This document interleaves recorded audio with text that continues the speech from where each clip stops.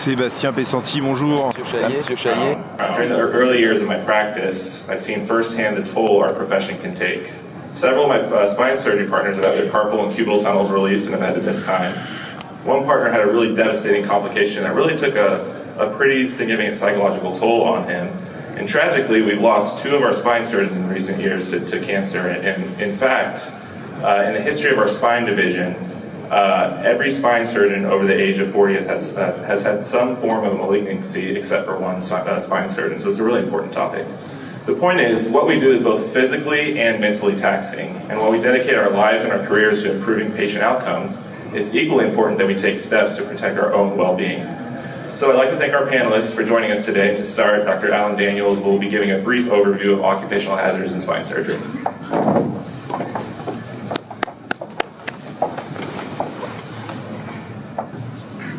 First, I want to thank the program committee for the opportunity to give this talk and this symposium. I want to thank Aaron for putting this together. So first, I want to second what Aaron talked about, talk a little about our own experience. And first, I want to mention what I think all our goals should be, which is surgical longevity and a healthy career. If you want to operate into your 60s and 70s, I hope that we're all healthy enough to do so. And Phil Lucas is my senior partner who joined the SRS in 1982, started his practice with a complex pediatric and adult spinal deformity practice, had a healthy, long surgical career. He morphed to all adult degen and deformity at the end, had a healthy, successful family life, and he operated till he was 75 years old. This is me and him on his last day of operating. He, in fact, continued doing deformity and even took level 1 call all the way through. So I hope this is what we all strive for. Now, many of us won't want to operate until we're 75, but if you want to, it's nice to have the option. I'll briefly tell you my own story. I had tall cell variant papillary thyroid cancer, which is associated with radiation exposure.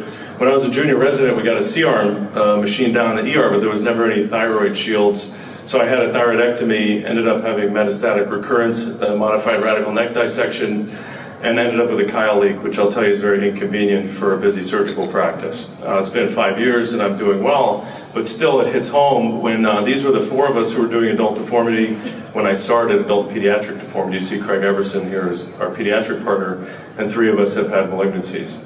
So with that, I'm going to introduce Dr. Skaggs, who's going to be talking about the physical demands of spine surgery. Thank you.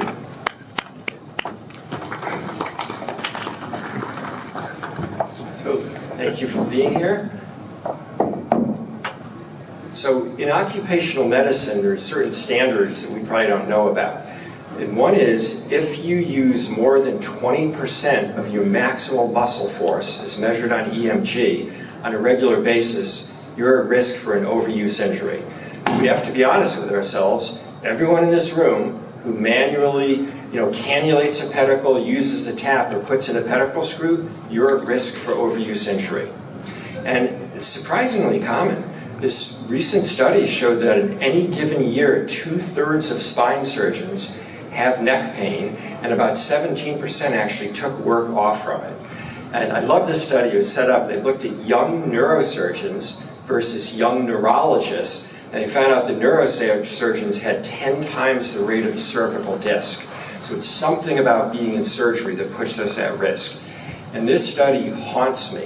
Our SRS membership has reported that they were 100 times the risk of cervical myelopathy.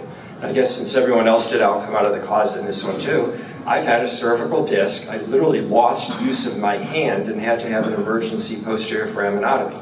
We're all at risk of this. It got better, 100%, took 3 months. And maybe part of the problem is we're looking down all the time. Maybe some of the solution is to look up at screens or to use the 90-degree glasses. My real disclosure is I spent 10,000 hours working construction. I became part of the culture of thinking of power to protect our bodies. You hurt yourself in a construction site, you lose your job. And there's been different ways developed to help cannulate a pedicle, dilate it, put in a screw, all on power. And we're not sacrificing safety here. If this technique is done correctly, it's, in my belief, at least as safe as other techniques. And it protects you from injuring yourself. You see on the top, doing everything manually, you're crossing that threshold where you're at risk for injury. On the bottom, if you use power, you're not risking injury. This matters. And what was particularly interesting in this study, remember how SRS members are at 100 times the rate of cervical myelopathy?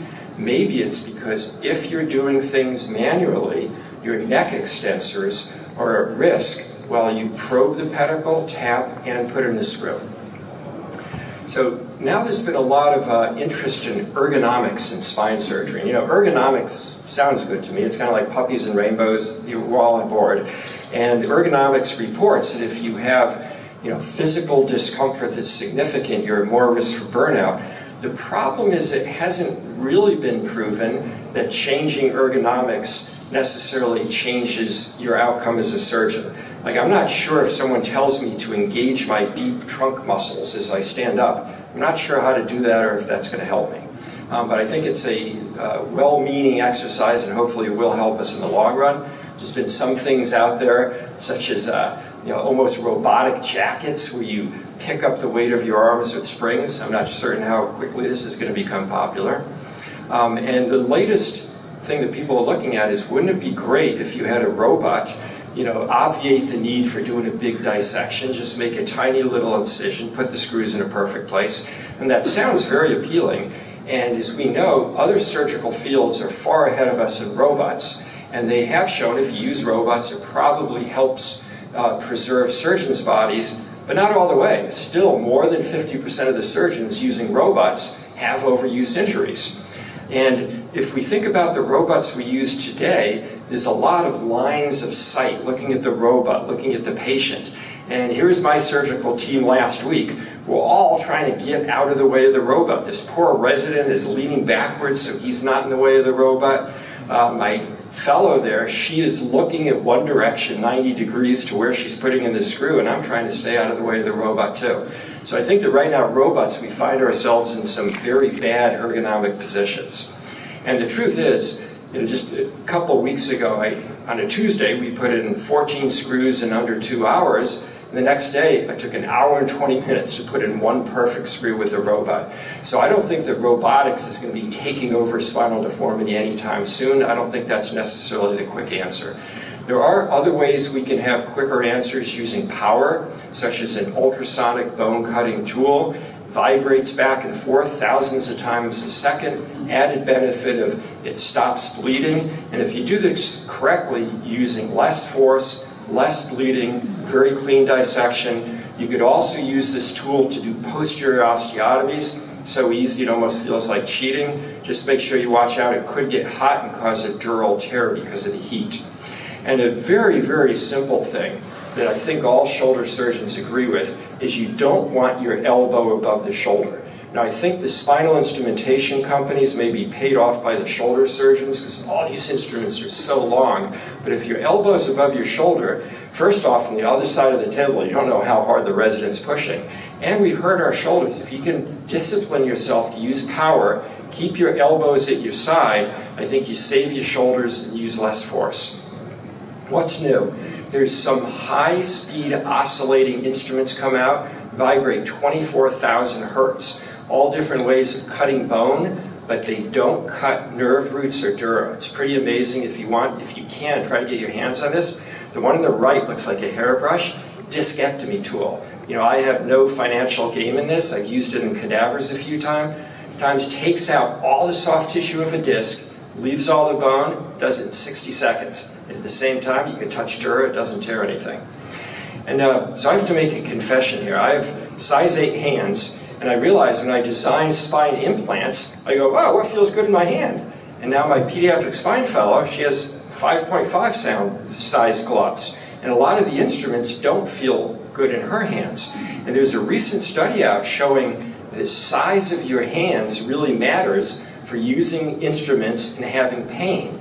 And I think we as an organization, maybe not the SRS, but industry and medicine, we've been designing things for people with big hands, and we have to start designing things for people with small hands.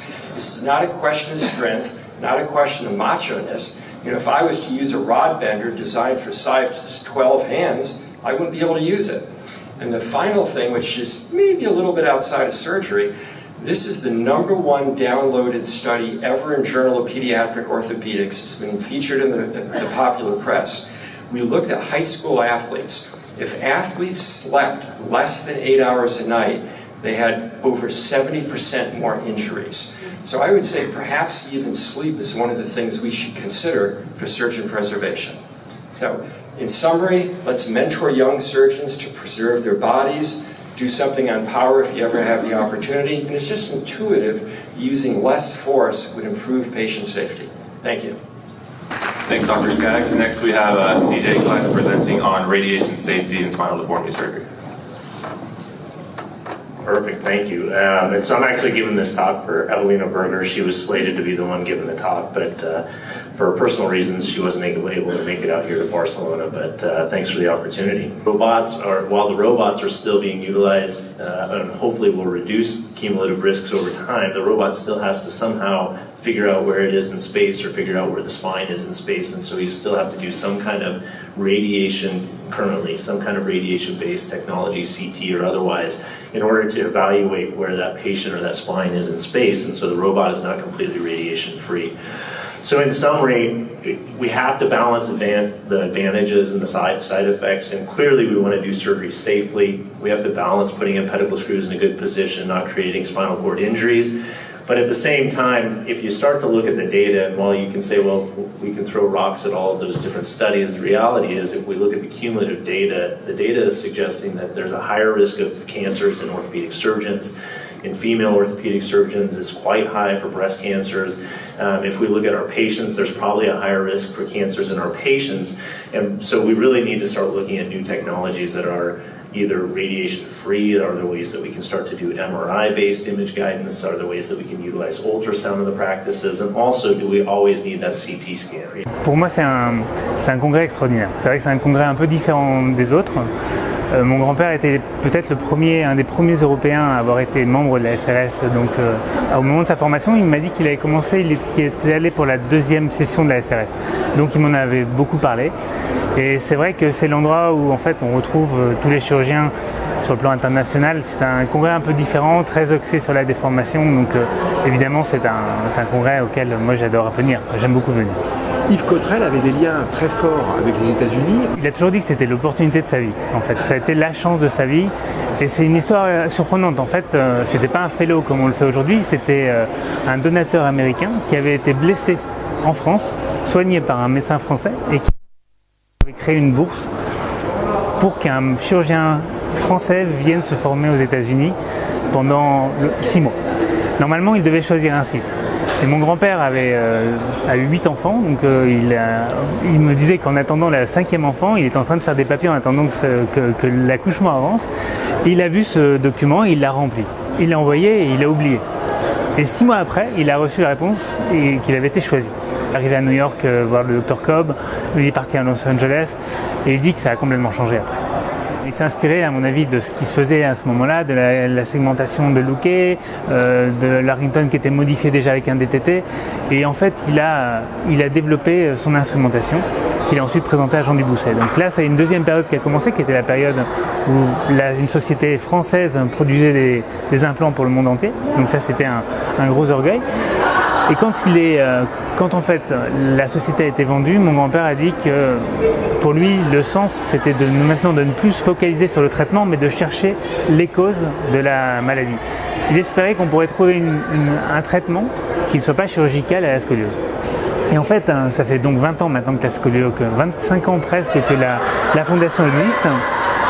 Et on est très loin de trouver un traitement pour la scoliose grâce à la génétique où les premières approches ne sont pas décevantes. On a appris énormément, mais par contre on se rend compte de l'énorme chemin qui reste à faire. Donc sur l'étiologie, il y a énormément de travail à faire encore. So now welcome to the meeting and enjoy the meeting and the surroundings. Thank you. Seeing each other again, having a coffee. There are people from all over the world, Asia, Latin America, North America, Europe obviously, Middle East, Africa, so all continents, more than 60 countries are represented here. Thank you, Marinus. It's my pleasure to announce the winner of the award this year.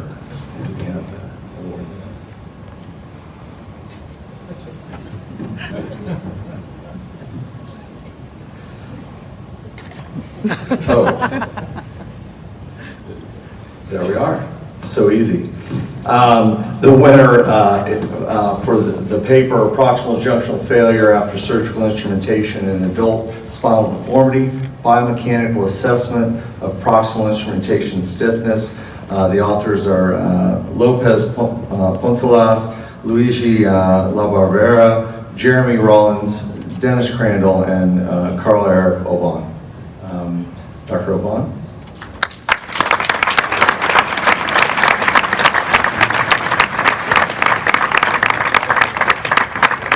Congratulations. Award is the SRS Cottrell Foundation Basic Science Research Award presented by Nicholas Pleiss on behalf of both organizations. Thank you very much. Our first laureate was selected in 2020, and this year marks the 5th edition. So for 2024, Dr. Jason Chung of the University of Hong Kong is our laureate.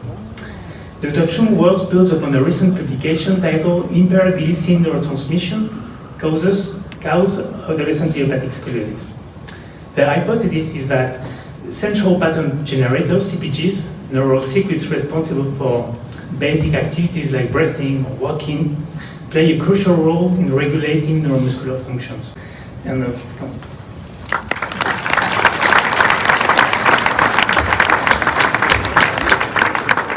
Steve Richards, they got great surgery in Dallas. They went back home. One of them is now a pharmacist in New Mexico. One of them is a businessman in Ethiopia. And then I got another one, and I adopted him and did the same thing. Serial adoption, though, is probably not the answer to spine deformity. So I needed to come up with a better solution. And the better solution was named Ohene Boachiaji. And I met Dr. Boachi around Christmas in 2005, and we decided we could work together. I started a spine program, 2006, in the library at Mother Teresa's Mission. That year I got 20 new spines. We did 11 surgeries with the focus team, which at that time was at Korlebu Hospital in Ghana. That expanded. I'm now getting between 500 and 1,000 new deformities every year. Very crazy stuff. I have 7 cases of FOP. I have 2 cases of cloves. I have 1,000, literally 1,000 TB spines. I see diastematomyelia every day. It's very unusual and very wonderful. So Vincent Fier, we're here in the 2024 SRS Annual Meeting, and you're coming as the former president of the French Spine Society. I'm the actual the current Spine Society president. What are the relationships between SFCR, GES, and SRS? It's a long story, you know. SRS is something like, I think, 59 years old. So it's a very nice, relationship. For sure, the SRS is inspiring a lot, and I think also the French have inspired a lot the strategies on the surgical spine in the States. We can see with the topics. Most of it's at least discussed in France for a long time or coming directly from France. So I think we don't have to feel bad about coming here. We share a lot, and we enjoy to meet the spine surgeons of the States and from all over the world, because this society is very special. I like the fact it's no direct commercial in the meeting. It's more scientific. It's quite high level. Nice studies about a lot of different fields. So it's a wonderful society. I like to come here and to enjoy sharing knowledge and meeting the friends from everywhere. What are your expectations about scientific hot topics this year? I think this year it's more to the sagittal balance has been a great deal from a long time. So now it's more critics about it. And one of the main things for me would be to be able to understand more the reality and all the questions we still have about the sagittal balance. Is it absolutely something mandatory to respect? Is it some variables to take in account? So I think it's one of the things, the sagittal balance, I think is still my interest, and to see about with the different studies what about the new results about it. Otherwise, for sure, the robotics, but in Europe, you know, for the robotics is less interesting because it's not available for the moment. And also the AI influence about the data, I think it's something quite important for us, and we see it's coming more and more. It's quite logical. We can feel that there is a trend for endoscopy since like 3 to 4 years in Europe. It didn't come in the US for the moment. What are you feeling about that? No, it's for sure endoscopy is incredible. It's in my department. I have 3 guys very much involved in endoscopy, and for me, I was hesitating to take the technique for myself, but I will retire maybe in 2 years' time. So I thought it was better to give all my patients to them. So I select the patient and I look at the results. It's fantastic. I'm especially involved in sports medicine, and so we've been operating famous people. Some of them have been able to participate to the Olympics thanks to endoscopy because it was very little damage, and coming back is quicker, and it's so much open to new way of treating people. So I'm sure endoscopy is going to have a very big transformation. For sure, it will be less money for the minimal device, but I think it will keep the good indications medical device, and you have to be able to do everything, endoscopy and big surgery, at least to share it in your team. But for sure, endoscopy, it will change completely the paradigm of spinal surgery. I'm convinced about that, even if I don't do it myself. And the last word for the future generation? I think I'm very much concerned about the way of treating people. I think you have to keep the patient in the middle of the village. It's so important. I think we see it disappearing more and more. We see you select a patient without meeting them. You don't take care of them. You can change surgeon, but it's very important to look at the patient in the eyes and to take care of him, whatever he is, religion, origin, richness or not. I think it's very important. It's our honor to take care of the patient as a human being, different one to each other. So I think that's something I'm scared about. So I think it's very important we keep that. That's very important. Thank you. Thank you so much. The Harrington Lecture was established in a tribute to Paul Harrington. All of you know the Harrington Award.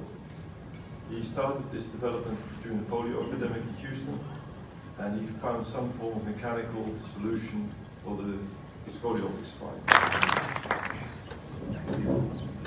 Good afternoon.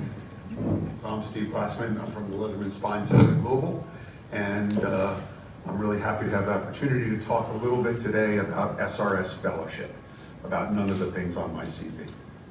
So surgical planning is not new. So I started in the US with Jean-Pierre Farcy and Frank Schwab, and before I arrived, like Jean-Pierre Farcy used to do like his surgical planning like based on tracing paper. So he put an X-ray, draws the spine, and then he cuts the paper. And that's very funny, like he actually like published that, and he's like, you know, sometimes you have to cut the paper once, twice, 3 times, you look at it, you're not pleased, like you take another paper and start again. But planning, you know, I think that's just a way like to more or less see the alignment. But today, like we have like much better tool. When I say we, I'm like all of us, like we know teams that are doing an amazing job that are not necessarily integrated in surgical planning. So this is an example from Wafa Scali, and I'm like totally conflicted because I'm helping her with this project. But basically, what they do, they develop some digital twin. So what is a digital twin? When it comes to spine, it will be like something that looks like a spine from a geometric point of view, but also the mechanical properties of the spine. That means that you identify like the mechanical properties of the disc, like the ligaments. Sometimes you can include like the muscle. And then what you can do with that, you can load it, put a force, put the bending moment, and see how the spine will react. This is just an example that she shared with me, where you can look at like the force in the disc or the stress in the implant. And if you just take an average model, you run it, and you're like, oh, it's pretty good. But then if you start to customize this patient, this model, customize it based on the geometry of the patient and based on the what we call like boundary condition. So the load that is sustained by the spine. Look at the stress. It goes from 87 on average model to 173 on patient-specific model. Take your data, you analyze your data, you publish it. Maybe somebody is going to pick up like your finding in a systematic review. If you're extremely lucky, it's going to end up in a guideline, and maybe it's going to be implemented from a clinical point of view. So let's talk about like publication. By the time a paper gets published, the data is already 5-year-old. Because let's say like, you collect some information, you need 2-year follow-up. Then you analyze the data, you write the paper gets rejected, you adjust the paper, and then one day it gets published. And most of the time, those publications are very specific. So I'm going to do an analysis of degenerative scoliosis fused from the thoracolumbar spine to the pelvis. Maybe those findings are applicable, but only to this tiny population. And there is a ton of publication. So I looked at the number of publications published since 2000, just looking at spine surgery. 135,000. 135,000. What do we do with that? Of course, some of them are like super relevant, some of them are like, I don't know, it's not that great, but it's too many publications for us to be able to assimilate those findings. So my conclusions are like very short. I think like what's next will be like to seek expertise outside of our zone of comfort, so outside from clinician and statistician, and maybe also to find like some new model of collaboration. Collaboration is actually super painful. Like if you work with an hospital, they don't want you to share your data with anybody. They don't want you to work with industry in a seamless way. Like you always need to have a contract and this kind of stuff. And then like collectively, we need to make sure that this knowledge is available when you, the physician, treat a patient, and not when you want to write your review paper. Thank you. It's nice to be with you guys today and talk about my favorite subject, which is future spine surgery and data and hubs and ecosystems. And that was really, Tyler left me in really the perfect place to begin my discussion. I would love to say that the top graph, the top figure is where we came from. But that's where we are today, really, to be honest. If you look at this meeting, you'll see a few papers, maybe from ISSG, maybe from Mitsuyagi. The vast majority of the papers at this meeting are R-squared correlation coefficients based on very small data time horizons, like one time horizon pre-op, maybe 1 or 2 post-op. Basically, the top is really where we are still. However, increasingly, we've moved into big data approaches, machine prediction, clusters, and now into probably the next horizon, which is a living representation of you as a patient that lives in cyberspace, lives on a hub, either disease-specific in musculoskeletal or spine, or probably in the future, your entire medical care will be represented as you in your digital twin in a medical ecosystem on the cloud, where new therapeutic opportunities available for your conditions, new warning signs that are coming out of your sensor input are being acted upon and being warned, where your clinician's being warned that you're approaching one of these danger windows, maybe into aging or a shift in your clinical condition. If you take a deeper dive in frailty, there are different models of frailty, either like you can be frail if you had an MI at age 40 and simply have cardiac comorbidity. So that's really an accumulated deficit model.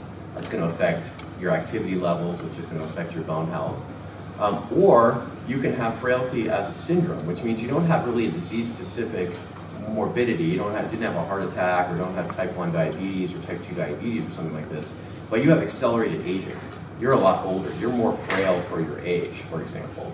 So both of these are probably reasonable models. So we thought this was probably fitting for adult deformity, and we moved into looking at other aspects of aging, like inflammation, for example.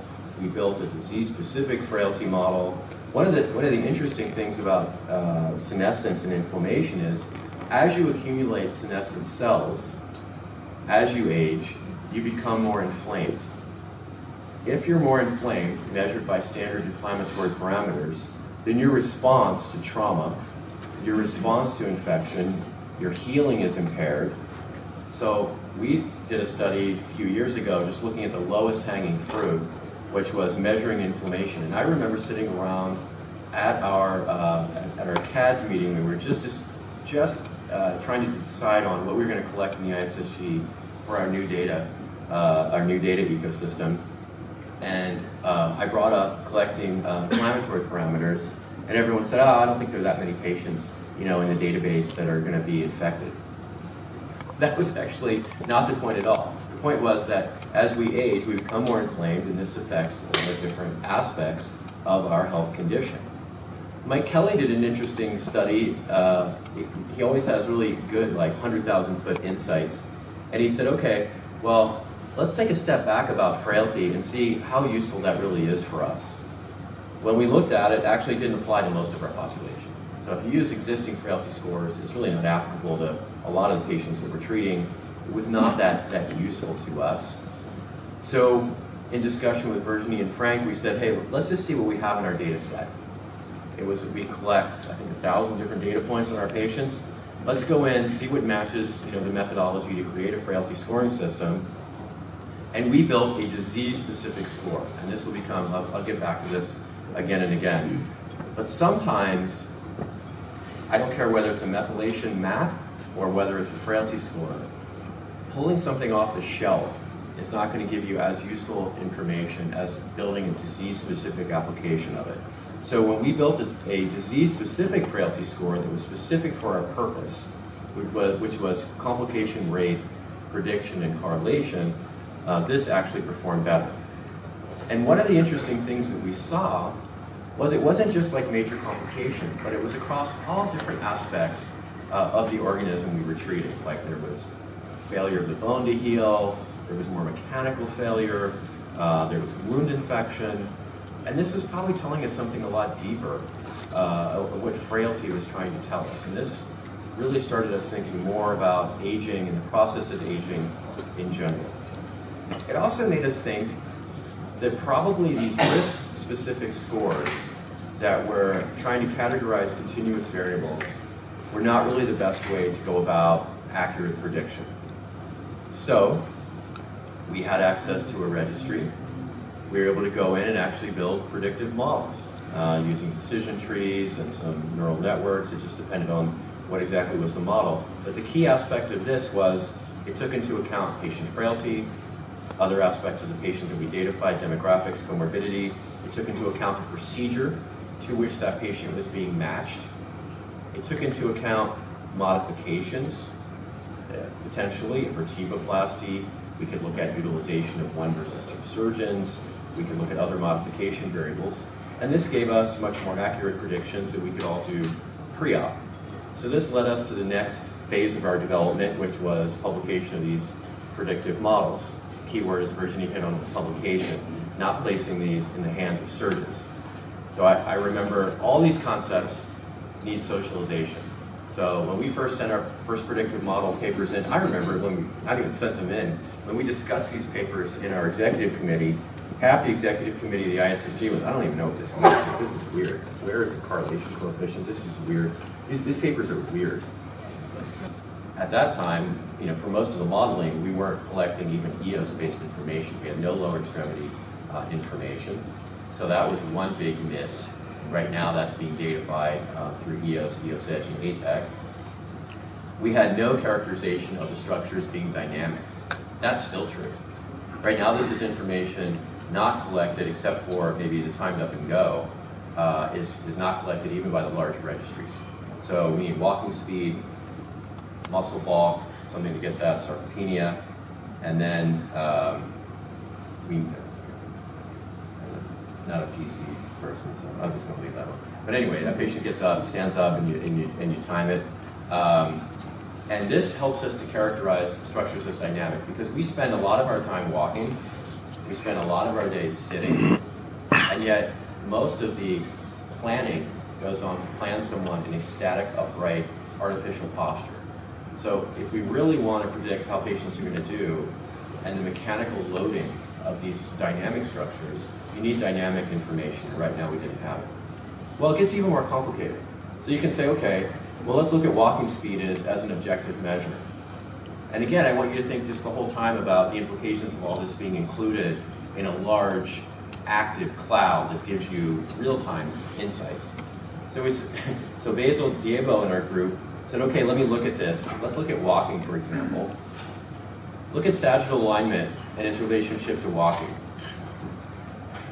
Not much relationship at all. What was the #1 predictor of walking speed or timed up and go? It was cognitive score. It gets even more complicated, like the more you look. So what is this? What is the conclusion from this? It's that you need to cast a very wide data net. If you're going to collect walking speed, you also need to collect cognitive score so you can normalize it, right? And see what's really going on with these patients. And one of the other interesting things that you wouldn't predict was that cognitive, in general, our patients were cognitively impaired. More than half of them were cognitively impaired prior to surgery. This is John Burke's work. He's in the audience here. He's one of my fellows. And actually, the majority of them improved. You know, I can't tell you the number of times I've had somebody say, well, you're going to do this huge operation on a 75-year-old. And my God, they're not going to, you know, how are they going to possibly recover? Actually, most of them had cognitive improvement. On the whole, that was the most likely response. Some of them deteriorated, but most of them actually got better cognitively. And it wasn't related to their morphine usage, to their morphine equivalent dose. It was something to do with reactivating them from an activity standpoint, probably. I mean, I don't know. But how do we datafy this? Well, one way to do it is through topology. And there are now some companies in this space that actually allow you to, they de-identify the patient, they remove the face, and they quantify the patient's three-dimensional appearance. They build, not only do they measure it and actually datafy the topology, they give you all, 50 different numbers for the patient's topology, but they actually build you heat maps of the patient's changes pre to post, with a shoulder asymmetry that's corrected, it gets a higher heat map. Why is this important? Well, it's not only important for quantifying the appearance domain, but if you're going to build a digital twin, you need to know where that patient's carrying their weight. Are they top heavy, bottom heavy, evenly distributed? Because that's giving you a more important picture as you try to inform the finite element models that Virginie's working on. Here's an example of the heat map that comes off of this software, looking at changes pre to post-op. We have them walking on a map, and that actually gives us force data of how they're loading their feet as they walk, their stance, other aspects of their balance. You can see we're casting a very wide net. We think that's our role in academics, and we hope to tell you in the future what is a more time-effective way to collect all this information. My suspicion is it's going to be through video of the patients walking rather than through all these things. So that gets us to the concept of building physiologic and biomechanical digital twins. What is a digital twin? Well, every airplane you fly in actually has a digital twin. I don't know if you guys know that. The digital twin is a mechanical representation of the force data and predictive models that go on for different types of jets. And then every time as the jet's flying, it's constantly uploading sensor data to that digital twin. So they can tell you in a variable way, based upon usage, what forces the jet's encountering, different winds that it's encountering, when that jet needs maintenance, when it's approaching risk for critical failure. And this is probably what's going to go on with us humans in the healthcare digital space. One of the key ways that Virginie talked about that this is going to be utilized is in predicting failure in dynamic structures. I didn't realize this, but the Apple Health data, if you download it, and it's very difficult to get access to, but if you're able to get access to it through a company, it gives you immediately 3 years of retrospective data. So you can immediately compare that to 3 years of nearly continuous retrospective data, which would be amazing to have on the podium at the SRS meeting, right? The other thing it gives you, it's pretty crazy. Number of text messages sent per day, how far you travel from your home, how long you spend on the phone. Think about that, trying to get a real mental picture of what's going on with someone. Somebody that made 2 phone calls a day, that suddenly makes 20. Something's going on with that patient mentally, right? And this is the way that these patients, this is the sensor data that's going to be fed into these digital twins, right? And then you create an area under the curve.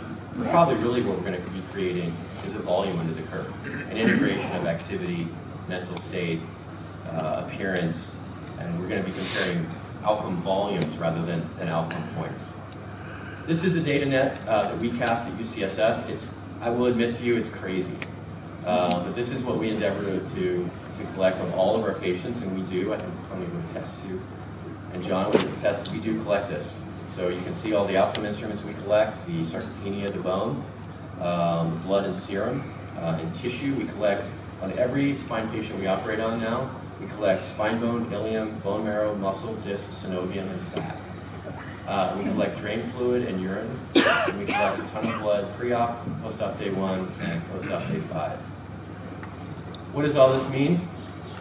Well, to me it means that as a spine surgeon in 2000, you could predict how your patient was going to do based on the 5 pieces of information that you had.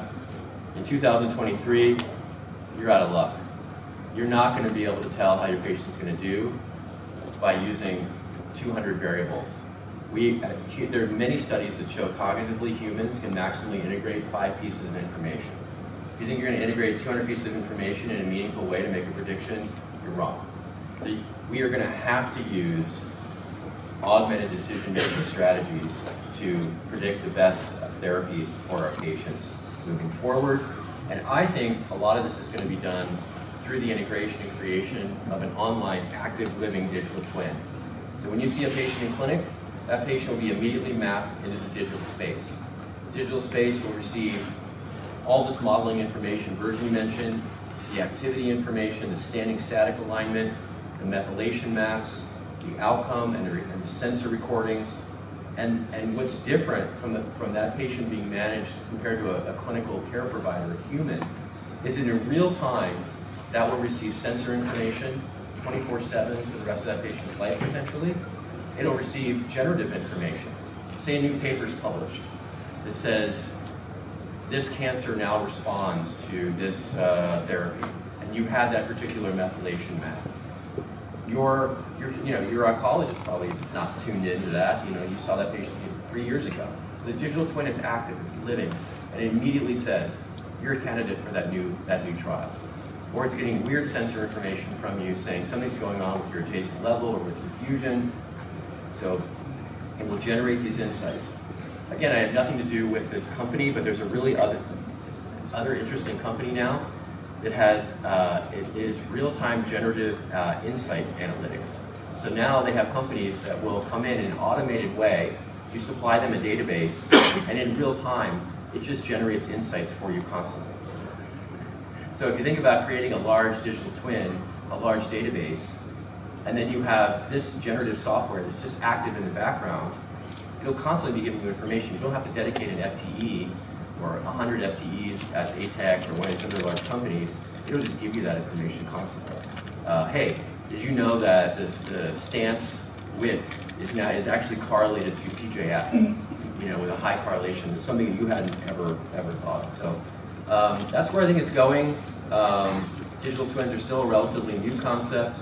Right now, really kind of in the descriptive and informative phase, but they'll move to the predictive phase, where we'll be able to identify plans for surgery that are likely to fail, all prior to ever pulling the trigger on a surgery.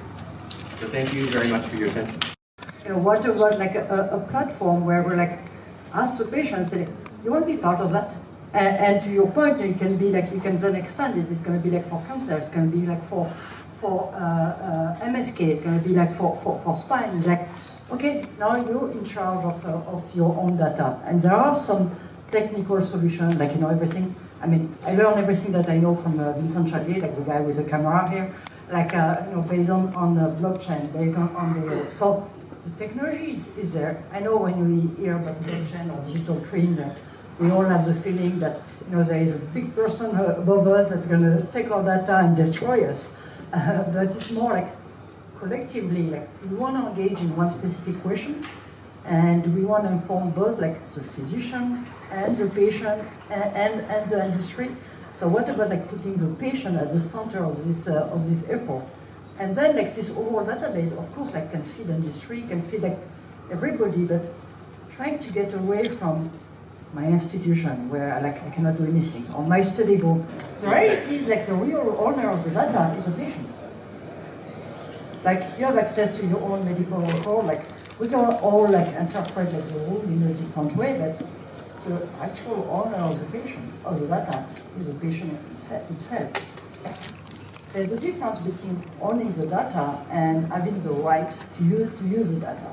And right now I think like, depending on the context, we have the right to use it. I'm not sure any of us own anything. We're borrowing the data. Yeah, I totally agree with those 2 points that you made. There's a difference between ownership and like right to commercialization. And one of the interesting points, at least in the United States, privacy law is different on information between different countries. But in the United States, if you're in the custom space, so if you have a custom printed implant or custom rod or custom cage, the companies are able to sign business associate agreements with the hospitals where they're able to access data that is necessary for them to design the cage, and in some cases, depending upon their approval, to be able to track whether the device failed or succeeded, so to speak, or did, how it did post-op. So that does give them access behind the HIPAA wall to some extent. And they are able to then use that information for new predictive products. It's kind of the new business model for the companies that are in the custom space. That's why more and more companies are moving into the custom space, because then they are in the data space. Mais je viens en tant qu'ingénieur arts et métiers et en tant que scientifique extrêmement attaché à cette relation très précieuse entre les mécaniciens et les cliniciens. Et donc à ce titre, je ne peux pas ne pas venir à la SRS. Vous avez été témoin justement de la naissance de cette relation spécifique dans la colonne vertébrale entre les biomécaniciens et les chirurgiens. Est-ce que vous pouvez nous en dire 2 mots? Oui, cette relation exceptionnelle a été initiée par mon prédécesseur, François Lavaste, qui avait créé un master de biomécanique dans lequel, effectivement, les ingénieurs et les cliniciens pouvaient se côtoyer, apprendre à parler un langage commun. Et c'est fondamental. Nous avons eu l'immense plaisir de pouvoir créer cet institut de biomécanique humaine Georges Charpak, qui est vraiment un lieu de convergence entre les cliniciens et les ingénieurs. Et je crois que c'est cette qualité du dialogue qui a permis de belles avancées en recherche. Avec des aboutissements technologiques, on pense tout de suite à la technologie au système EOS, bien sûr. Oui. Ben, le système EOS en est un exemple éclatant puisque c'est le lien extrêmement privilégié avec Jean Dubousset, son besoin exprimé en tant que clinicien d'avoir du 3D, mais d'avoir du 3D à partir d'une simple paire de radiographies. On aurait pu prendre les jambes à notre cou et lui dire bah, c'est impossible, on n'y arrivera pas. Mais c'est pas le style de la maison aux arts et métiers. Donc on s'est dit il faut trouver une solution puisqu'il y a un besoin clinique qui est exprimé.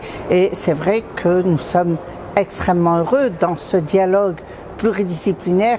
En l'occurrence, c'était clinicien, ingénieur, mais aussi physicien, puisque Georges Charpak a été également très présent, très investi. Et on voit quand la qualité du dialogue pluridisciplinaire, c'est une source d'innovation. Quelles sont vos attentes pour l'édition de cette année? Quelles sont vos attentes en termes de tendance, en termes d'apprentissage? Qu'est-ce que vous avez envie de voir comme tendance aujourd'hui? Oui, alors je viens parce que depuis des années, je m'intéresse quels sont les facteurs biomécaniques, mais pas uniquement, mais je suis intéressée aux aspects biomécaniques qui expliquent les complications mécaniques des chirurgies. Comment se fait-il qu'en 2024, dans les chirurgies, par exemple les grandes chirurgies de l'adulte, on soit encore à 30-40% parfois de complications mécaniques. On a fait des belles avancées en recherche, on a fait et on en est toujours là. Et donc c'est vrai qu'aujourd'hui je m'implique beaucoup dans porter vers la clinique au travers d'une start-up les outils de simulation de chirurgie à partir de modèles personnalisés. Parce que dans les congrès SRS, Eurospine, etc., on voit énormément d'approches basées sur l'alignement, sur la géométrie, sur quelles sont les recettes de cuisine pour cintrer les tiges. Et le grand absent, c'est quand même la biomécanique. Alors peut-être que nous, les biomécaniciens, on a loupé quelque chose, mais on espère pouvoir aller rapidement maintenant vers des outils qui puissent aussi prendre en compte ces aspects biomécaniques. En recherche fondamentale, on a beaucoup à progresser avec des cliniciens qui ont fait des thèses de sciences à l'Institut. Je pense à Emmanuel Ferrero sur les aspects musculaires. Et il y en a beaucoup, je ne vais pas tous les citer, sinon j'en oublierai un. Mais comment porter ces avancées fondamentales vers l'amélioration de la prise en charge thérapeutique du patient, puisque c'est ce qui nous préoccupe tous. Et ça passera par le dialogue entre les... Et ça passera par le dialogue, absolument. Wafas Kali, merci infiniment. Merci beaucoup. Worse clinical outcome, but if you overcorrect the patients, they suffer PJK. And the nice thing about using T10 pelvic angle, most patients have T10 of the pelvis or more in a big deformity, and so you can use just the T10 pelvic angle, and then you're assessing the realignment separate from the PJK. So in order to answer the question of which is more important, spine shape or alignment, we did a multi-center retrospective analysis of prospectively collected database, and we made sure that all the patients were fused to the pelvis and that the UIV was T11 or higher, and our outcomes were severe PJK, proximal junctional failure, as well as total mechanical complications that also included rod breakage and pseudoarthrosis. We determined the functional alignment at the 6-week post-operative visit with a T10 pelvic angle, and the normative spine shape we determined from a database of asymptomatic individuals, and we described the thoracolumbar shape using T10 pelvic angle associated with L1 pelvic angle and pelvic incidence, and then the lumbar shape we associated L4 pelvic angle with L1 pelvic angle and pelvic incidence. So we divided the group into the 4 different combinations: malaligned, core spine shape, functionally aligned, normal spine shape, etc., and did appropriate statistical tests. And these were the regression formulas for the functional alignment, T10 pelvic angle, and for the spine shape, the 2 formulas that we used to describe the thoracolumbar and the lumbar spine shape. And these are the results. So there's 4 columns here. The first column are the malaligned, core spine shape group, and the last column are the functionally aligned normative spine shape group. And the malaligned core spine shape group had a higher frequency of severe PJK, PJF, and mechanical complications, both at the 1-year mark and the 2-year mark. And you can see that in the mechanical complication rate, it was more than double in the core spine shape malaligned group. And then the 2 groups in between were somewhere in between the best group and the worst group. So in conclusion, both spine shape and alignment are really important for us to consider when we're doing our surgeries on adult spinal deformity, and I think that adding in the concept of spine shape will help nuance our understanding rather than just going for a number. Thank you very much. This is a more a clarification. It's for Temis. Temis, thanks for the nice study. You are confirming what we already showed yesterday. Shape is much more valuable than any measurement. And the clarification is the gap score was not built using normal population. It was clearly the contrary. It was used, our population-operated patients are looking for risk factors and trying to identify through the analysis of the patients who failed, which were the risk factors. And this is how the gap score was built. Thank you, and I think it's important to understand that alignment is still very powerful. And if you look at the graphic, the table, if you well aligned the patients and the shape wasn't perfect, the rate was still lower for mechanical complication than a poor spine shape. I agree. That people recognize the pelvic incidence and then realign, and it's not so much which one's better, this one or that one, but as long as you have a target and you have a concept of getting a patient to a better alignment, I think that's the whole goal, and that's what makes a good spine surgeon, a good deformity spine surgeon. It's someone who has a target, tries to execute a plan, and does it in a way that's efficient. For me, the other thing you have to realize is that we're fusing patients. It's one realignment. It's one position for every single activity that they do in their life, standing and walking is really important. So if they can't stand and walk without effort, they're not going to be healthy, they're not going to be happy. But if they also can't reach their shoes and they can't turn their body to toilet, or they can't play on the ground with their grandkids, they're not going to be very happy either. So it's kind of a sweet spot, and that's where the functional alignment comes in. It's that sweet spot that makes them the optimal function, but doesn't make them too straight.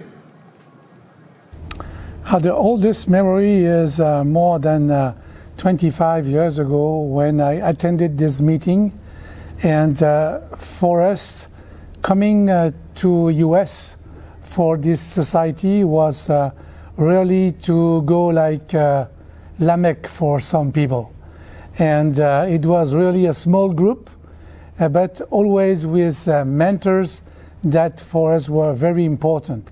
Of course, we had our French mentor, like Jean Dubousset, for instance, but in the US you had also people who were really very good surgeons with, of course, this scientific aspect of the analysis of the clinical data, and this was really something that I discovered at this time as a young surgeon. This week I would like to see for instance, the last work about this tethering technique that was promoted now since around 10 years, and finally at the end there are only very specific indication. This is something that we would like to know. Second is about the sagittal balance. As you know, we have promoted this since more than 25 years now.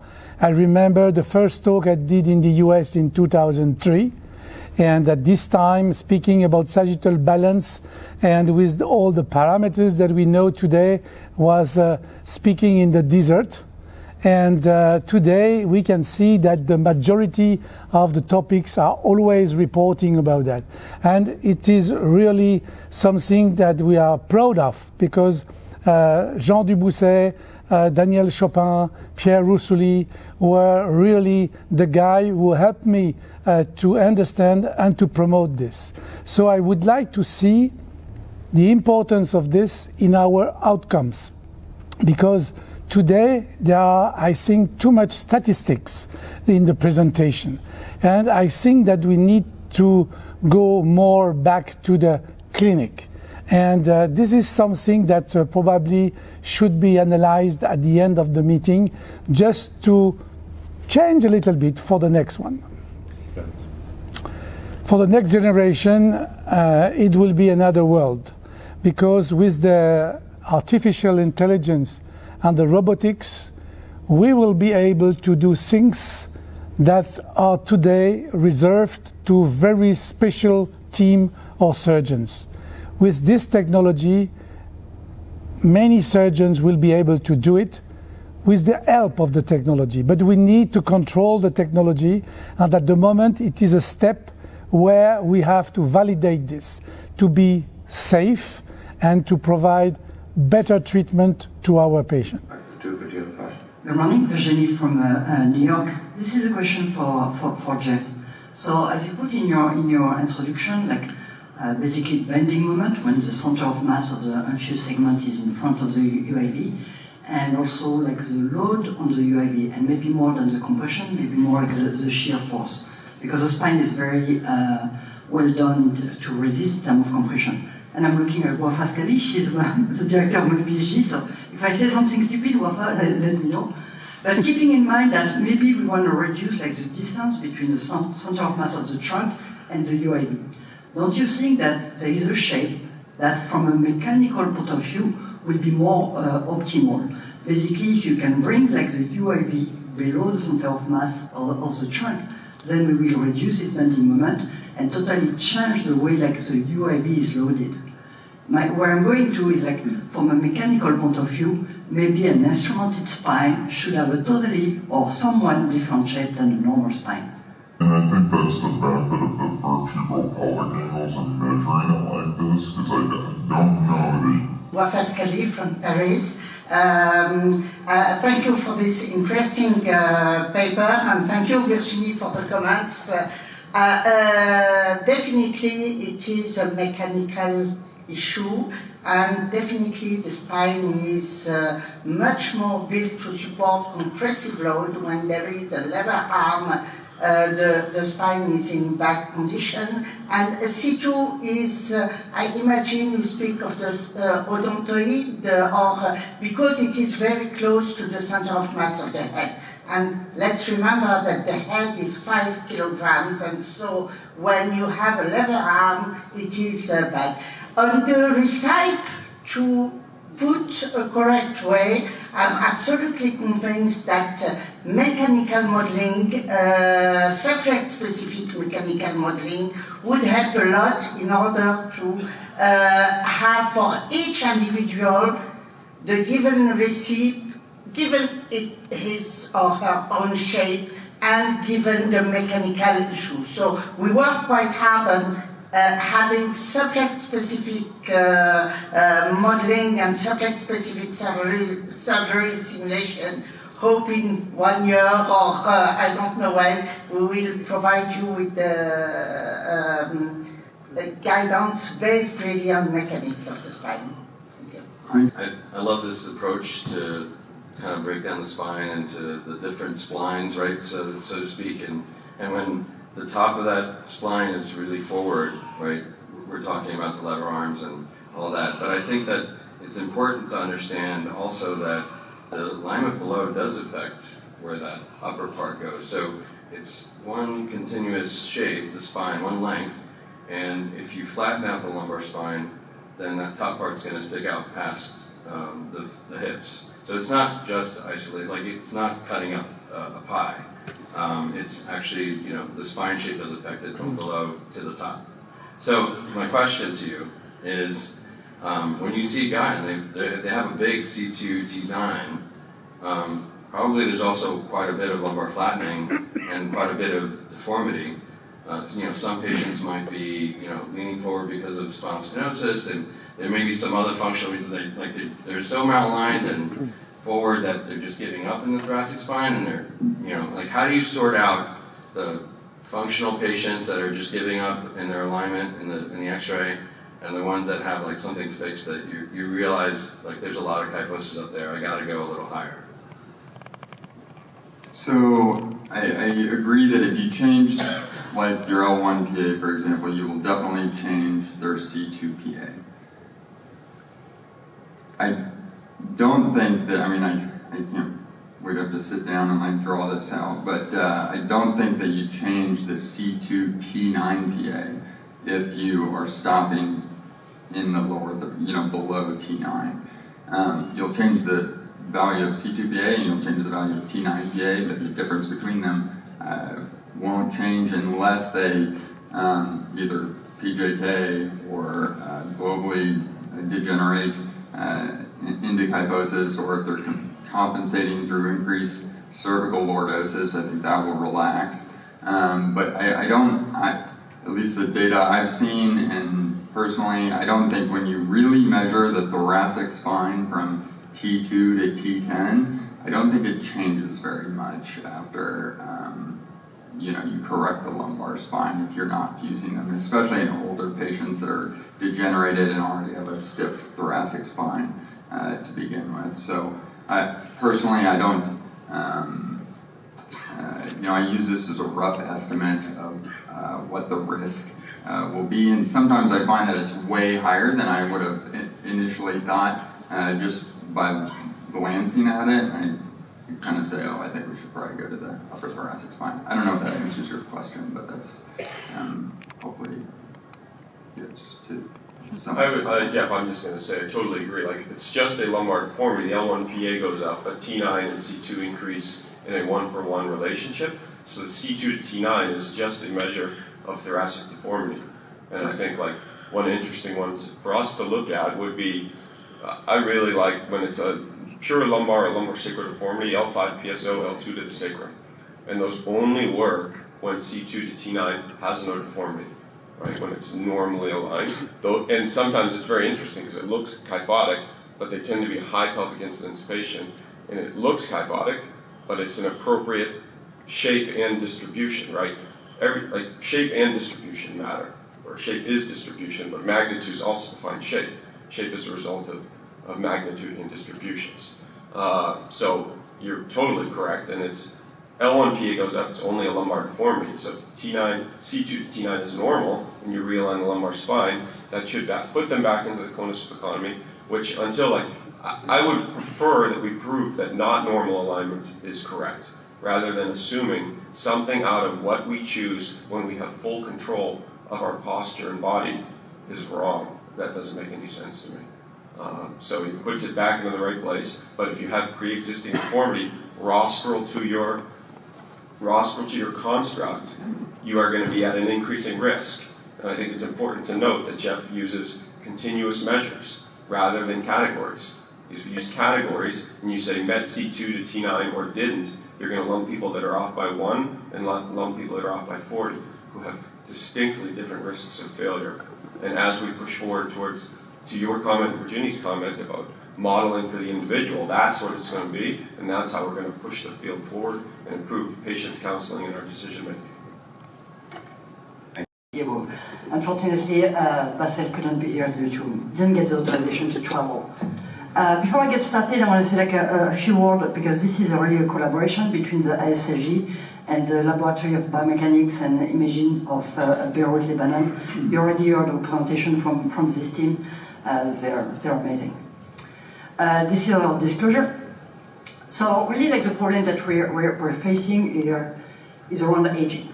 Usually we think about aging around the spine because we're a spine society, but it does affect everything. And those patients like me also develop a hip OA or sometimes start by the hip OA. So really, that's a global problem that we're trying to solve. We usually evaluate those patients from a spine point of view, but with age, it's not rare that maybe a patient has a spine, a hip, and a knee problem, or maybe just two of those. And so there's really a huge interest of doing a global analysis and trying to understand how the trunk affects the lower limb or vice versa. Hip replacement, used to be the reference. When you talk about the failure in terms of spine, you're like, oh, the hip surgeon did really pretty well. Until you start to analyze some of the dislocation, which is the number 2 cause of revision and the number 1 cause of second revision. In this context, Levinek, a while ago, defined what was a safe zone for positioning of the hip replacement. But recently, people have been starting to question, is it really as safe as it looks? And so that's what we wanted to address in the study. Can we define a patient-specific safe zone that is applicable to an adult spinal deformity patient? As we talked about a few presentations ago, the orientation of the pelvis will also affect the acetabular. So we combined our ISLG database with some normative data from Beirut, Lebanon, and use their expertise. Basically, at the end, we had 146 patients with adult spinal deformity and 47 control subjects. The team in Beirut did the 3D reconstruction of the spine, the lower limb, and the pelvis. We obviously use our standard parameter, but also the pelvic and the acetabular parameter measured on the native hip. And then we focus on the safe zone. So the first safe zone was, what is the zone in terms of cup orientation that we can consider if we are not planning to correct the spine deformity? So basically, if you have a patient with a pelvic retroversion, and that's you're going to put the hip.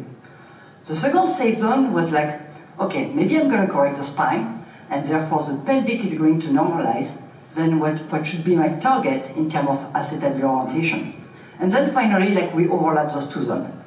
So the first one, which is for adult spinal deformity with a pelvic retroversion. You can see the red zone is basically what was defined by Levinek, which range from 5 to 25 degrees, for all comers. And the blue one is basically the association between the acetabular anteversion and the pelvic tilt. As mentioned previously, basically the acetabular anteversion increases pelvic tilt. The second one, where we kind of mix the normative data and the data on adult spinal deformity, we hypothesize that we're going to do an amazing job with the spine and restore like the pelvic tilt to the way it was normal. And what this gives us an association between the acetabular intervention and the PI.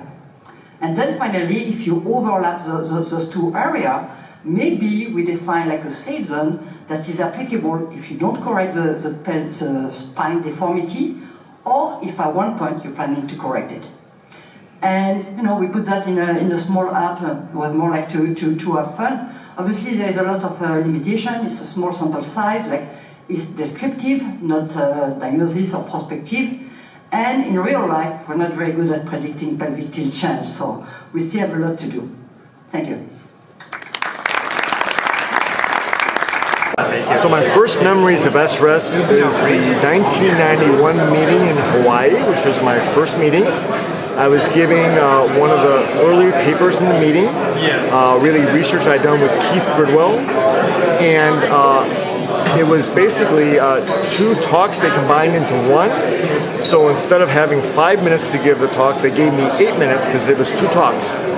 So at the end of 4.5 minutes, the yellow light went on that my talk has only half a minute left. In 5 minutes, the red light went red that my talk is done. But it was not done. I had 3 more minutes because I was only halfway through my talk. And so the moderators were hitting me saying, "You're done with your talk." They're yelling at me, "You're done with your talk." And I'm saying, "No, I have another 3 minutes." And so I keep going, and I end up finishing late because I was disturbed by the moderators. And then at the end of the talk, basically they said, "Please sit down because you were 30 seconds late." I said, "Whoa, this is a tough crowd." And so I never thought I'd be so enamored by the SRS, but that was honestly my first memory. It was not very good, but the meeting overall was phenomenal and really led my interest in being very involved with SRS at a very high level ever since. From your perspective, what are the hot topics of this year? So far, I think we've seen topics on frailty still is very hot, and also not frailty from a, I think, objective perspective, but even a genetic perspective. We're looking at things at a deeper cellular biologic level, which obviously is going to be very important. We never get away from the sagittal plane alignment, especially in adults. I think in the last session, half the papers were on various forms of sagittal plane alignment, malalignment, undercorrection, overcorrection, pseudoarthrosis, PJK. We're still dealing with those issues. So we still don't have good answers for prevention and or treatment, but we're making good progress, slowly but surely.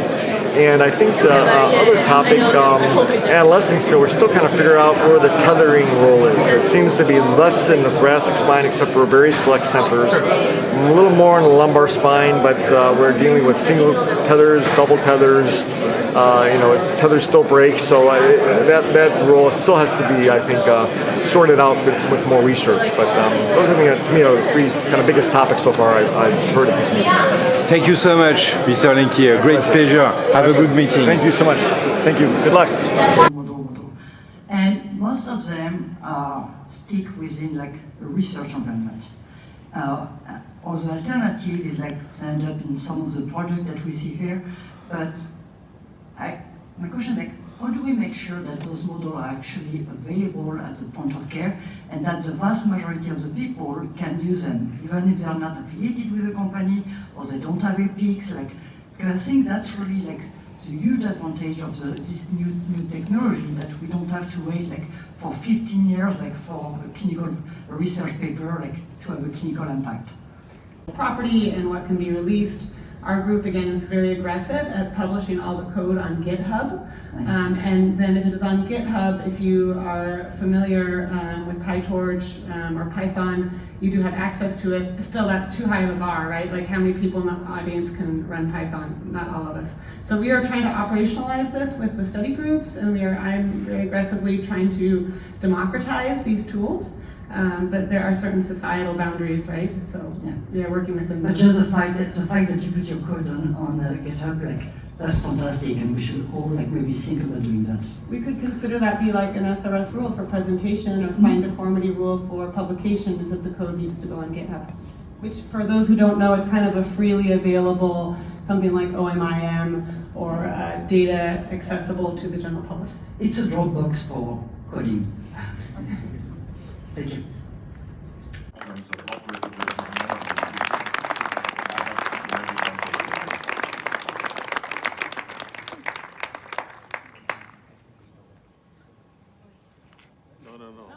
Open it. Open it. No, don't open it. Don't open it. Oh, it's not printed yet.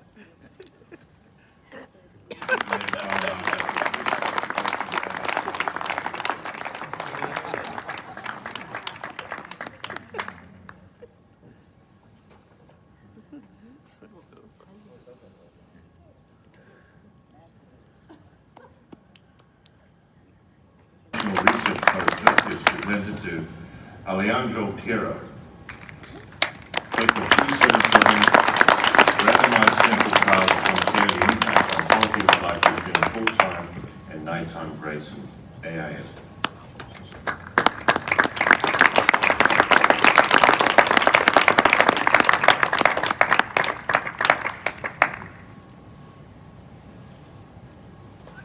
The 2024 Louis Goldstein Award for Best Clinical Research Poster is presented to Merrick Anakan for paper 255, Clinical and Radiological Outcomes of Posterior-Only Hemi-Radical Resection and Short Segment Fusion with Pedicle Screw Fixation in children under age of 5, followed until skeletal maturity.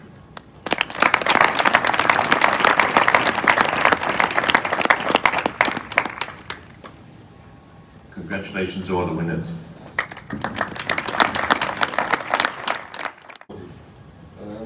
You've seen me here a few times, and it's my distinct pleasure to now start handing over. And this is actually the last minute that I'm allowed to wear this beautiful medal. Because I'm going to introduce you to your new president, Laurel Blakemore. Laurel is a surgeon, a clinician, a leader, and a sportswoman. There's more coming, Gabriel, so okay, ready to go? Here we go. You've got to take this is what it's all about.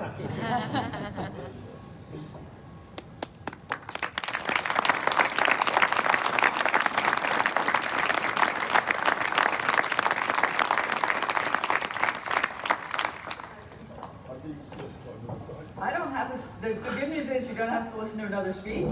I just wanted to thank Marinas for that very kind introduction and let you guys know that although these are very big shoes to fill, because Marinas has been just an unbelievable president, and as has Serena and the presidential line before, we're going to continue the really great work that the board and the presidential line has done, and continue to work with you guys, and it's going to be a wonderful year, so thank you.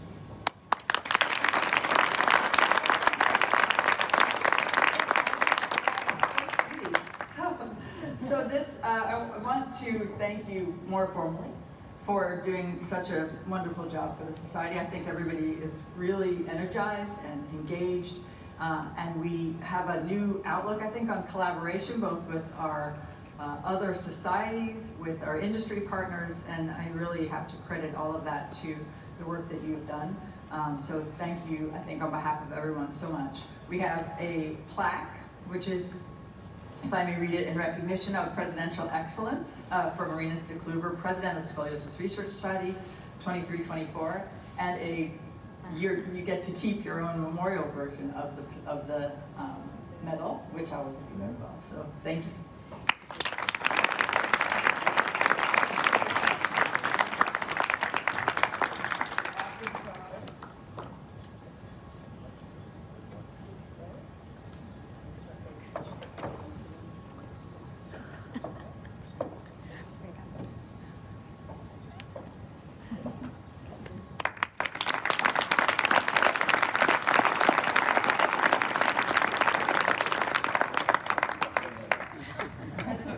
Now we get to have a break until the next session starts. Thank you.